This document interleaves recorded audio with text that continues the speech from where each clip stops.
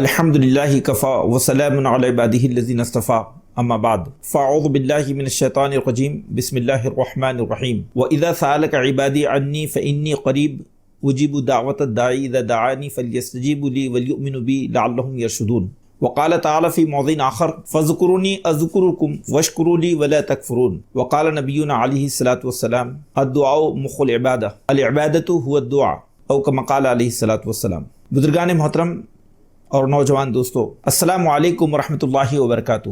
اللہ رب العالمین کا فضل و احسان ہے کہ رمضان کی مبارک ساعتیں اور اس کی انتہائی قیمتی اس کے لمحات ہمیں حاصل ہیں۔ اس ماہ مبارک میں الگ الگ انداز سے ہم اپنے رب کے قرب کو حاصل کرنے کی کوشش کرتے ہیں۔ ان میں دو اہم ذرائع قرآن و سنت سے ہمیں معلوم ہوتے ہیں، ایک ہے اللہ کا ذکر اور دوسرے دعا۔ ذکر اور دعا یہ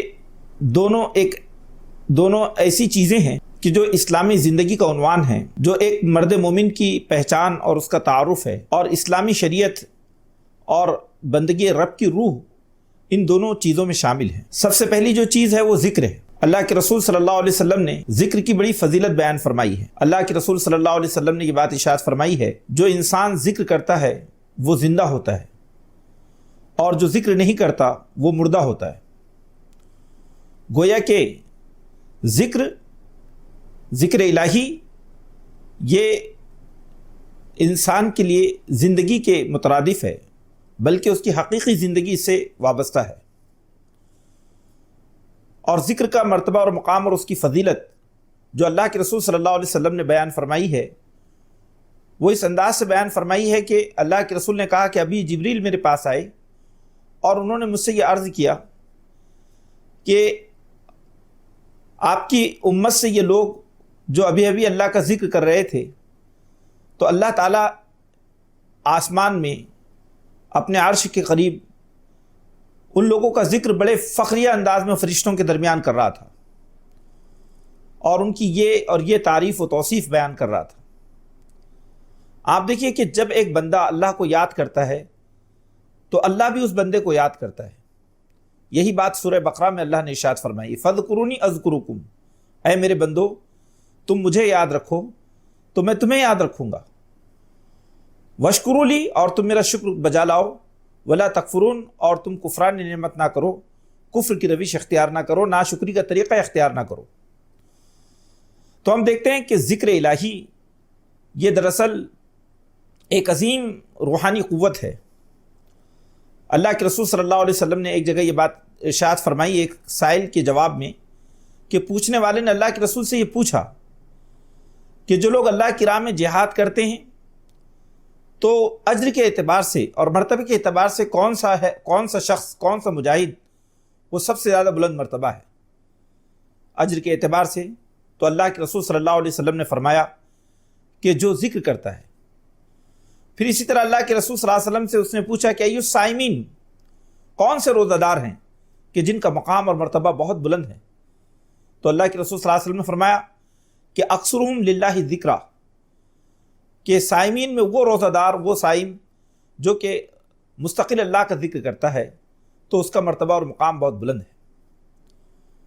نبی کریم صلی اللہ علیہ وسلم نے یہ بات بھی ارشاد فرمائی کہ انسان کو زندگی کے آخری لمحوں تک اپنی زبان پر اللہ کے ذکر کو جاری رکھنا چاہیے۔ یہ بڑی اہم بات ہے۔ اس سے یہ بات معلوم ہوتی ہے کہ ذکر الہی یہ دراصل اللہ کو یاد کرنا، اللہ کے بارے میں کبھی غافل نہ ہونا، اللہ کی عظمت، اس کی کبریائی اور اس کی حمد و ثنا بیان کرنا، اور ہمیشہ اپنی زبان کو اللہ کے ذکر سے تر رکھنا، یہ ایک مومن کے لیے قوت اور طاقت کا سرچشمہ ہے۔ اس لیے قرآن مجید نے جگہ جگہ یہ بات کہی ہے کہ یا ایھا الذین آمنوا اذکروا اللہ ذکرا کثیرا وسبحوہ بکرۃ واسیلا، کہ اے لوگو جو ایمان لائے ہو اللہ کا کثرت سے ذکر کرو، کثرت سے اللہ کو یاد کرو۔ ایک صحابی اللہ کے رسول صلی اللہ علیہ وسلم کی خدمت میں آتے ہیں اور پوچھتے ہیں کہ اللہ کے رسول، شریعت کے احکام بہت ہے اور ان کو یاد رکھنا اور ذہن نشین رکھنا بہت مشکل ہے، اے اللہ کے رسول مجھے کوئی ایسی کانٹے کی بات بتا دیجئے کہ میں اسے پوری طرح سے پکڑ لوں اور وہ میرے نجات کا ذریعہ بن جائے۔ تو اللہ کے رسول صلی اللہ علیہ وسلم نے ان سے یہ ذکر فرمایا، ان سے یہ کہا کہ تم اللہ کا ذکر کثرت سے کرو، اللہ کا جو ذکر ہے وہ بندے مومن کو بہت بلند مرتبہ بنا دیتا ہے۔ تو یہ بات سامنے آتی ہے، قرآن مجید میں بھی یہ صفات درج ہے کہ الذاکرون والذاکرات، کہ اللہ کا ذکر کرنے والے مرد اور اللہ کی ذکر کرنے والی جو عورتیں ہوتی ہیں ان کا مقام بہت بلند ہے۔ حضرات گرامی، رمضان کے اس ماہ مبارک میں اور زندگی کے تمام ایام میں، تمام لمحات میں، وہ زبان جو اللہ کے ذکر سے تر رہتی ہے بہت بابرکت زبان ہے۔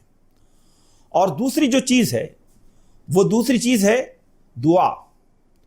الدعا هو العبادہ، الدعا مخ العبادہ۔ اللہ کے رسول صلی اللہ علیہ وسلم نے فرمایا کہ دعا عبادت کا مغز ہے اور دعا ہی اصل عبادت ہے۔ دعا ہم جانتے ہیں کہ یہ اسلامی زندگی میں، ایمانی زندگی میں بہت اونچا مقام رکھتی ہے۔ اللہ تعالیٰ قرآن میں یہ کہتا ہے کہ جو لوگ دعا نہیں کرتے، فادعونی استجب لکم، کہ تم مجھ کو پکارو میں تمہاری دعا قبول کروں گا۔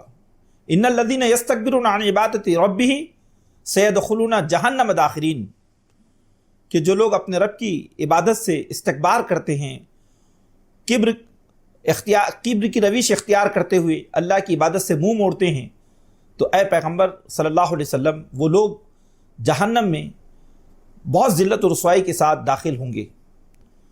تو یہاں پر دعا کی طرف اللہ تعالیٰ نے اشارہ فرمایا کہ یہ دعا جو ہے انسان کو استکبار سے روکتی ہے، اور یہ دعا عبادت کا جوہر ہے، جان عبادت ہے، روح عبادت ہے۔ اسی لیے جہاں پر ماہ سیام کا ذکر ہوا ہے، وہیں پر اللہ رب العالمین نے دعا کی بھی اہمیت کو بیان فرمایا ہے۔ اللہ تعالیٰ نے فرمایا کہ اذا سألک عبادی عنی فانی قریب اجیب دعوت الداعی اذا دعانی فلیستجیبوا لی ولیؤمنوا بی لعلہم یرشدون، کہ اے پیغمبر صلی اللہ علیہ وسلم جب میرے بندے آپ سے میرے متعلق پوچھیں، سوال کریں، تو ان سے کہو کہ میں ان سے بالکل قریب ہوں۔ اجیب الدعوت دعان، کہ جب پکارنے والے مجھے پکارتے ہیں تو میں ان کا جواب دیتا ہوں۔ ان سے کہو کہ وہ مجھے ہی پکاریں، وہ میری دعوت پر لبیک کہیں، فلیستجیبوا لی ولیؤمنوا بی، وہ مجھ پہ ایمان لائیں، لعلہم یرشدون، یہ ہدایت کا راستہ ہے، یہ جو ہے صراط مستقیم ہے، شاید کہ وہ ہدایت پالے۔ تو یہ بات بڑی اہم ہے کہ دعا جو ہے مومن کے لیے ہتھیار ہے۔ دعا مومن کی زندگی کا بہت عظیم جو ہے اس کی زندگی کا سہارا ہے۔ ایک مومن اپنی زندگی کے جتنے لمحات میں خدا کو پکارتا ہے، وہ گویا کہ اپنے آپ کو خدا سے اتنا قریب کرتا ہے۔ دعا قضاء الہی کو دور کر دیتی ہے۔ لا يرد قضاء اللہ الا الدعاء، کہ اللہ کی قضا کو کوئی چیز رد نہیں کر سکتی سوائے دعا کے۔ آج ہم دیکھتے ہیں کہ کورونا وائرس جو کووڈ-19 ہے، اس نے پوری دنیا کو ہلاکت خیز صورتحال سے دوچار کر دیا ہے۔ لیکن اگر ہم دعا اللہ سے مانگیں اور اس مصیبت سے اللہ سے پناہ چاہیں تو اللہ رب العالمین ان بلاؤں کو ہم سے دور کر سکتا ہے۔ دعا کے اندر تضرع ہونا چاہیے، خشیت ہونا چاہیے، عاجزی اور انکساری ہونا چاہیے۔ ایک مومن جتنی عاجزی و انکساری کے ساتھ اپنے رب سے مانگتا ہے، وہ اللہ کی نگاہ میں اتنا پسندیدہ ہو جاتا ہے۔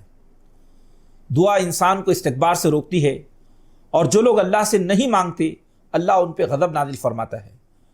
من لم یسأل اللہ یغضب علیہ یغضب اللہ علیہ، کہ جو بندہ اللہ سے نہیں مانگتا اللہ اس پہ اپنا غضب، اللہ اس سے جو ہے ناراض ہو جاتا ہے، اللہ اس پر اپنا غضب نازل فرماتا ہے۔ تو گویا کہ دعا یہ بھی دراصل ایک مومن کی زندگی میں بہت بڑا مقام رکھتی ہے۔ اللہ تعالیٰ نے ہم کو ماہ رمضان کی یہ جو برکتیں عطا فرمائی ہیں، ان کو دوبالا کرنے کے لیے اور اپنی عبادتوں کو اور اپنی زندگی کو بامعنی بنانے کے لیے آئیے کہ اپنی زندگی میں بطور اصول دو چیزوں کو اختیار کریں۔